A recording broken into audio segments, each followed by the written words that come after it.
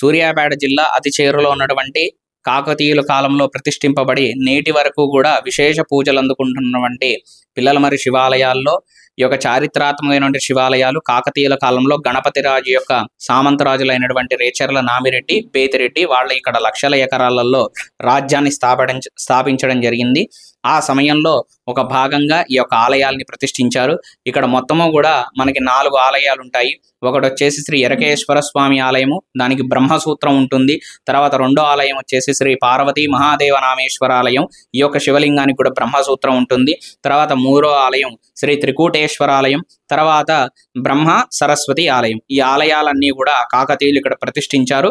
ఈ యొక్క ఆలయాల్లో విశిష్టత ఏంటి అంటే, మన కాకతీయుల కాలంలో ప్రతిష్ఠించేటప్పుడు బ్రహ్మసూత్రాన్ని పెట్టడం జరిగింది. అంటే మనకి చాగంటి కోటేశ్వరరావు గారు చెప్పినట్టుగా విశేష ఆరాధన ఫలితం అంటారు. అంటే బేసిక్గా మనకి ఏ ఆలయంలో అయినా సరే శివలింగము ప్లెయిన్గా ఉంటుందన్నమాట. కానీ కొన్ని శివలింగాలకి మధ్యలో గీత ఉంటుంది. అది మనకు అభిషేకం చేసేటువంటి సమయంలో కనపడుతూ ఉంటుంది. కొన్ని సమయాల్లో అలంకరణలో కూడా మనం దర్శించవచ్చు. దాన్ని విశేష ఆరాధన ఫలితం అంటారు. అంటే ఒక ప్రాణి, ఒక జీవి ఈ ఆలయంలోకి ప్రవేశించాలి అంటే, స్వామివారిని దర్శించాలి అంటే పూర్వజన్మ సుకృతం ఉండాలన్నమాట. అంటే వాళ్ళ పూర్వజన్మ సుకృతం ఉంటేనే ఆ గీత ఉన్నటువంటి శివలింగాన్ని దర్శించేటటువంటి యోగ్యత కలుగుతుంది.